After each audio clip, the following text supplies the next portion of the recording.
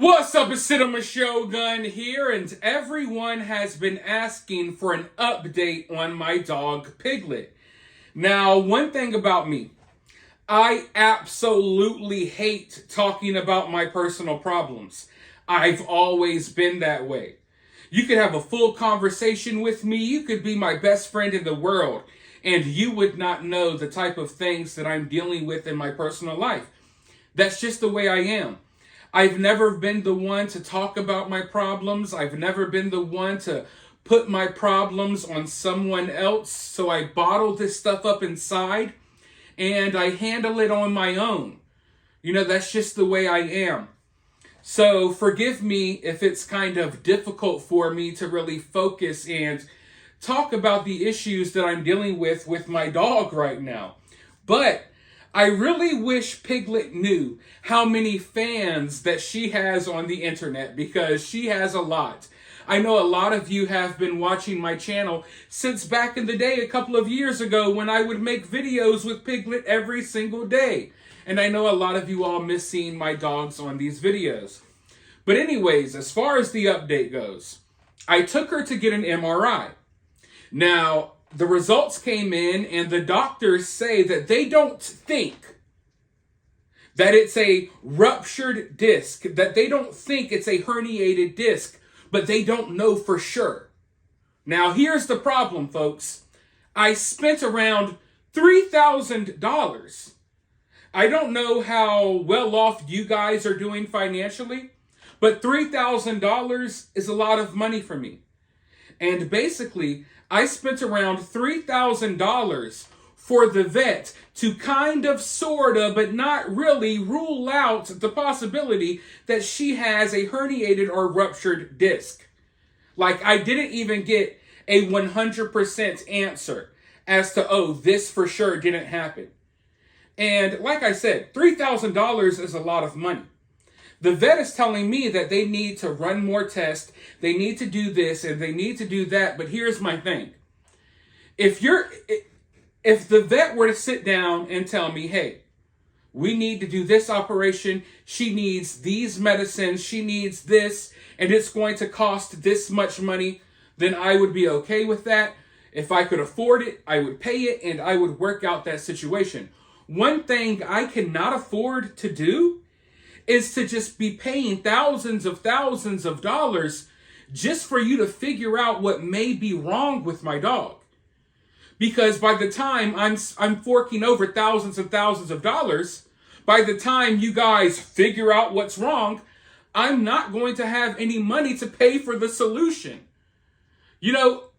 Forgive me, maybe I'm being a jerk, but I just feel like if I go to the vet and spend $3,000, y'all should be able to tell me what you think is wrong with my dog, but they haven't really told me anything.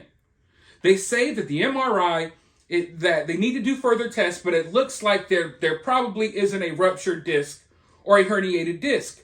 But they haven't told me, like, okay, well, it's not this, but it's probably this. It's like when I talk to them and I ask them questions, it's almost as if they talk in a big circle without answering anything. And the ultimate conclusion always is me spending more money for more tests or more this or more that. There has yet to be a single conversation about the solution. So it's really frustrating to me. Extremely frustrating to me. And all of this is transpiring during the holiday week. I got family from all over America coming in town. I mean, it's over now, but you get what I'm saying. So it's been hectic. But that's what I'm looking at. I spent $3,000 for basically no reason. I still don't know what exactly is wrong with my dog, but I do know there's a strong possibility that it's not a ruptured disc. Now, I had to diagnose my dog myself. I've watched my dog every day. I see how my dog is acting, and she's acting as if she had a stroke. The good news is this, though. I've been at home with my dog every day, doing little exercises. I'm like, you have to flip her on her back, make sure you move her legs around a lot. You don't want those muscles getting stiff. She's walking better than she was walking at first. No thanks to the vet, I went ahead and ordered some things that I think she needed. One is like this guard that you put on her arm, and it helps her not knuckle, because she was knuckling on one of her paws, meaning she's walking on three of her paws, but one paw she has like curled underneath her, and she's walking like this. So I got this little brace for her arm, and she hates it. My dog absolutely hates putting on like little boots and stuff like that. She hates it. She'll wear sweaters and stuff like that all day, but don't put anything on her legs. She hates it. But after wearing it for about a day, she started correcting the way she walks. Now, every now and then, I would say maybe every 15 to 20 steps, she may knuckle it, but she's starting to learn to use that paw again in record time. So that's very good news for me. So I'm just doing like little workouts and things with her. And I've talked to my aunt during the Thanksgiving madness that was going on. And she has a vet that she wants me to go talk to. And I think that's what I want to do. The whole time I've been talking to this particular vet, I've been thinking that I want to go somewhere else, get another opinion, put my dog in front of a different doctor. Hopefully they won't be all about money, but they probably will be. But my aunt says that this vet is a good vet. This vet is like an hour and a half away from me. So sometime this week, me and Piglet are going to go out there. But as of right now, she's resting a lot. She's obviously not the same, you know what I mean? But she's starting to get around a little bit more. I can tell that it's kind of painful for her.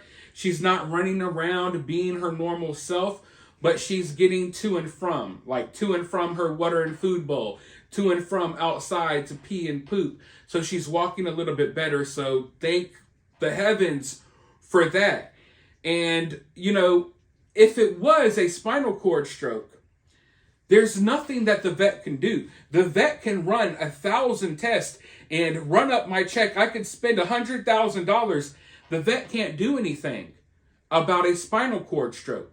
The only thing you could do is try to rehabilitate your dog. You have to work your dog out, make your dog learn how to walk again, put them through certain exercises and, rehab basically.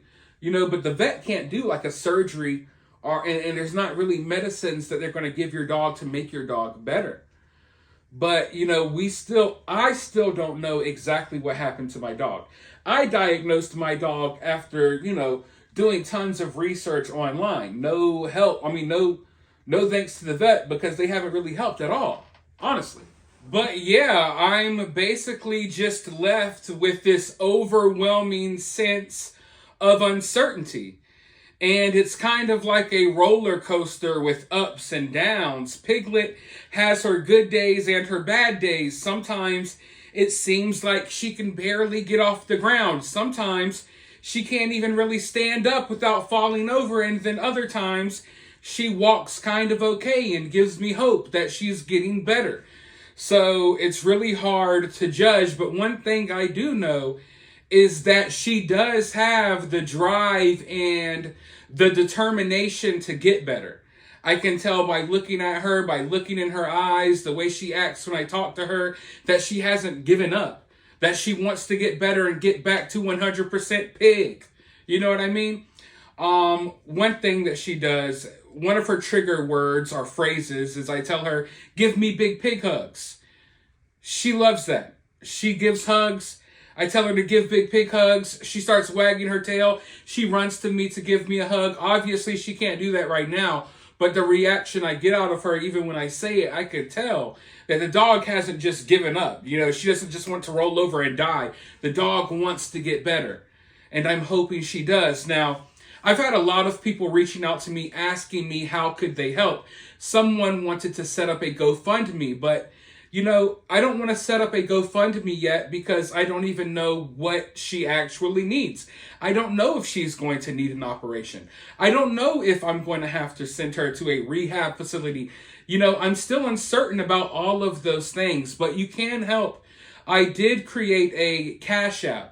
A lot of people have been donating via Super Thanks, but I created a CashApp. This way, YouTube does not take a percentage of whatever you donate. And, if you've been watching my channel long enough, you should know by the way I structure my content that I try to go about my YouTube career, if you will, by making money mainly from YouTube and not via donations.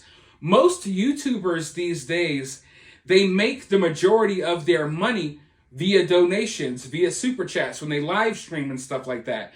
I've always been the opposite. I've tried to make whatever money I can from YouTube be from YouTube itself and not from my viewers. But the fact that YouTube has been demonetizing all of my videos that I'm making about Israel and stuff like that, I'm going to have to maybe rethink the way that I do content and things of that nature. That's a conversation for another day. But I did go ahead and make a new Cash App. So if you would like to support the channel, you can support the channel that way. And it goes a long way into helping with everything that I got going on right now. But as far as a GoFundMe and stuff like that, I would want to make sure, if she does need a surgery, that maybe we could set one of those up. But then again, I just don't necessarily even feel comfortable doing that. I'm not someone that, looks for handouts. I'm not someone that asks for money, I try not to be that person, even though that's what YouTube seems to be all about. I watch YouTube just like you guys. Half of people's content is just them reading super chats or asking for donations. I've always tried not to be that guy. But now I understand that YouTube kind of puts you in a position to where you have to be that way if you do want to, make YouTube your full-time job. So I do have a Cash App. It will be pinned in the comment section. But for now, that's the only update I have. I'm going to continue spending as much time as I can with my dog. Going to continue working those legs out. We're going to go talk to another vet this week. Hopefully, we get some type of answers, some type of something, because like I said, this uncertainty inside is eating me up. It really is. But let me know your thoughts down below, I guess, while you're down there. Hit the thumbs up, all of that good stuff. You know what I'm talking about. But anyways, I'll talk to you all in the next video.